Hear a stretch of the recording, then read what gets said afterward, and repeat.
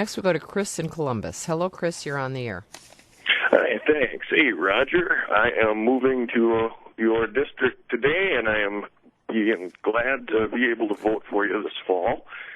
And I just wanted to give you a chance to expound on the differences in integrity between you and Mr. Kagan. Well, Chris, let me just thank you for what part of the district are you moving to? I'm moving north to Oshkosh. North, okay, wonderful. Well, wish you luck on your move. Well, when it comes to the one thing that's lacking in this Congress is integrity. You're absolutely right. I think the greatest point I think I could bring to that is look at what happened in February 4th of this year. We had a Congress, including Congressman Kagan, that voted to raise the debt ceiling $2 trillion, raise it from $12 trillion to $14 trillion. And 2 hours later, to give themselves cover on the campaign trail, they went and passed pay-as-you-go. Now, pay-as-you-go is nothing but a sham. And it does not reduce the deficit. In fact, over the last 4 months since February, in the first 4 months since February, deficit spending $250 billion in deficit spending under pay-go rules. The point is that there isn't any integrity in Washington. On one hand, they're telling us that they're being mindful of our tax dollars. On the other hand, they're increasing spending, deficit spending, $250 billion. People want to be able to trust their leaders. They want to be able to have some faith in their government, but you can't have it when you got legislating like that. Is that when really? You have a Go ahead. Oh, I'm sorry. Go ahead, Joy. I was going to say, is the spending that's going on in Washington, though, really a matter of integrity? Isn't it that maybe it's a difference of opinion, but that the stimulus money was believed one way to keep this economy from going into a deep depression. So while you may object to the stimulus, was it really was that really a matter of integrity? Joy, when Congress goes and they do something with one hand, like they're raising the debt ceiling $2 trillion, and then with the other hand go and pass a pay-as-you-go, which is kind of putting the wool over the eyes of the American people, trying to make them think that our Congress is being fiscally responsible, I do believe that's an integrity question.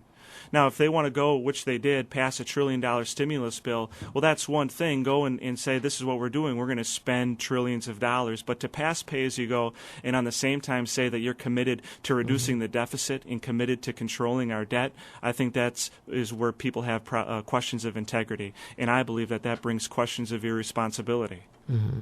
Let's go to Bernie in Elkhorn. Hello, Bernie.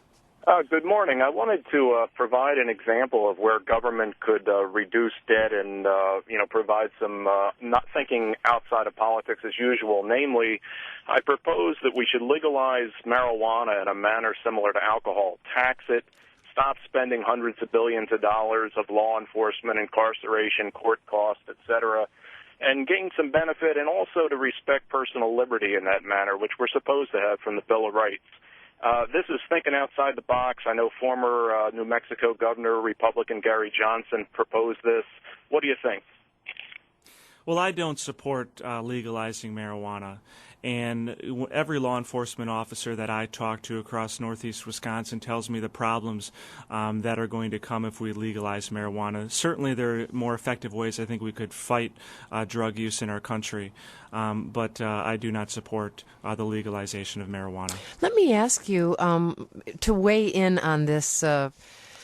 It's not an issue necessarily that's going to be before Congress, but it's a national issue. President Obama recently weighed in on the mosque controversy as to whether a mosque should be built a couple of blocks away from Ground Zero in New York City. Was that the right thing for the president to do, to weigh in on that issue? I don't think so. I think when he weighed in on that, all it ended up doing was nationalizing an issue that at the time was centralized more around New York City and New York State. No question about it, in a free country that we are, where you have the freedom to practice a religion, they certainly have the right to build that mosque there. But real questions have to be asked is what is their intention? I think if they're looking to improve relations between the Islamic community and everyday Americans who are not Islamic, I think I think that's a laudable goal. I just think putting a center like they're doing right on ground zero is going to be counterintuitive to their efforts. Let me give you less than 30 seconds. Why should people vote for you on September 14th? Well, for those who are, September 14th is a primary election, and I would ask for the votes of the people in Northeast Wisconsin because I've got the proven experience. I've spent the time in the state legislature. I've spent 6.5 years in the United States Air Force, including 3 tours in Iraq, and I've got experience in small business, which is exactly the kind of experience we need out in Washington right now advocating on your behalf. And that's why I would humbly ask for your support and your help and your vote. Thanks very much for being with us. Thank you, Joy. Roger Roth is a Republican candidate for Wisconsin's 8th Congressional District and a state representative from Appleton.